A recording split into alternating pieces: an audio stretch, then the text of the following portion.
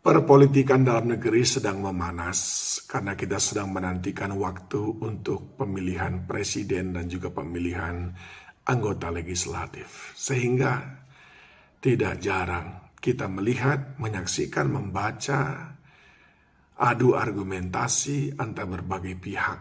Bahkan tidak jarang pula sahabat dengan sahabat menjadi berpisah hanya gara-gara berbeda pandangan politik. Mungkin juga suami istri pun menjadi tidak enakan hanya karena berbeda pilihan. Saya ingin beritahu kepada saudara sebelum hal itu menimpa kita. Amsal 17 ayat 14 berkata, memulai pertengkaran adalah seperti membuka jalan air. Jadi undurlah sebelum perbantahan mulai. Beberapa waktu yang lalu di Amerika diceritakan ada dua orang sahabat yang mereka sangat kompak. Namun kala itu mereka memiliki pilihan yang berbeda antara Joe Biden dengan Donald Trump. Yang satu memilih Joe Biden, yang satu memilih Donald Trump. Dan mereka saling beradu argumentasi awalnya dengan penuh persahabatan. Tapi lama-kelamaan semakin memanas. Lalu yang satu menyerang yang satunya lagi. Sampai temannya itu gak bisa lagi membela diri. Tidak tahu harus berbuat apa. Lalu dia membunuh temannya itu. Ketika di pengadilan, sang jaksa bertanya, kenapa kamu membunuh sahabat kamu? Dia menceritakan, kami berbeda pendapat tentang pemilihan presiden.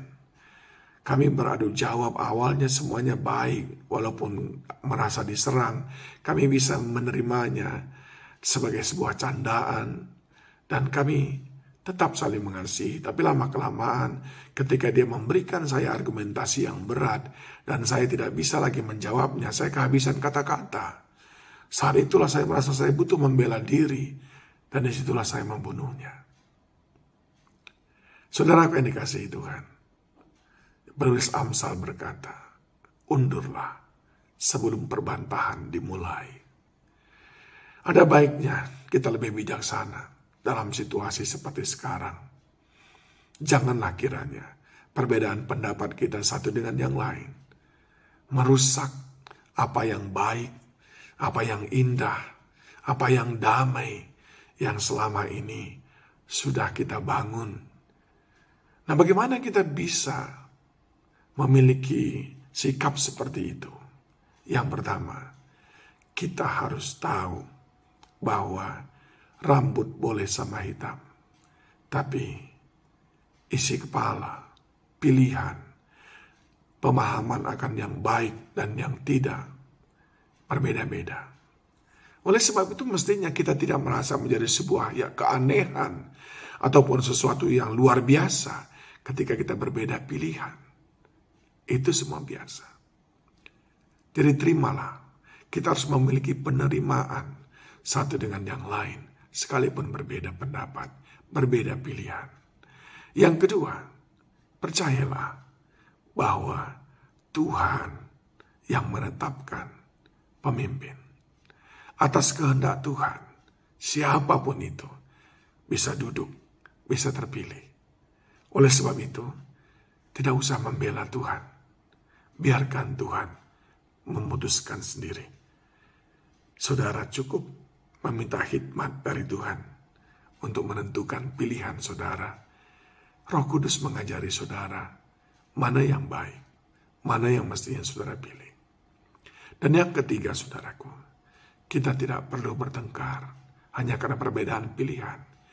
Karena persahabatan kita, kekeluargaan kita, hubungan kita jauh lebih penting daripada sekedar mempertengkarkan jabatan orang lain. Nanti mereka sesudah selesai pemilu, mereka berrekonsiliasi satu dengan yang lain. Tapi kita satu sama lain sudah bertengkar. Mereka sudah akur, mereka sudah baikan. Tapi kita bahkan dibawa sampai mati. Alangkah kurang bijaksananya kita. Ingat baik-baik saudaraku. 3 hal yang saya sampaikan kepada saudara. Cari teman itu susah. Sahabat itu mahal. Kalau kita berbeda pendapat, itu biasa. satu dengan yang lain. Saudara kembar pasti biasa, pasti berbeda. Bisa saja berbeda. Dan itu tidak aneh. Dan yang kedua, percayalah, seberapa ngotor pun seseorang, Tuhan yang menentukan. Dia yang menentukan terpilih atau tidak. Jadi tidak perlu terlalu kita pusingkan. Dan yang ketiga, jaga hubungan. Karena sering sekali hubungan itu adalah aset. Sering sekali hubungan itu adalah jalan berkat. Sering sekali hubungan itu adalah jalan bahagia. Ingat, betapa sepinya kehidupan ini kalau tanpa sahabat, tanpa teman. Jangan rusak hubungan hanya karena perbedaan pilihan. Tuhan Yesus memberkati kita semuanya, memberkati Indonesia di dalam pemilihan ini. Shalom.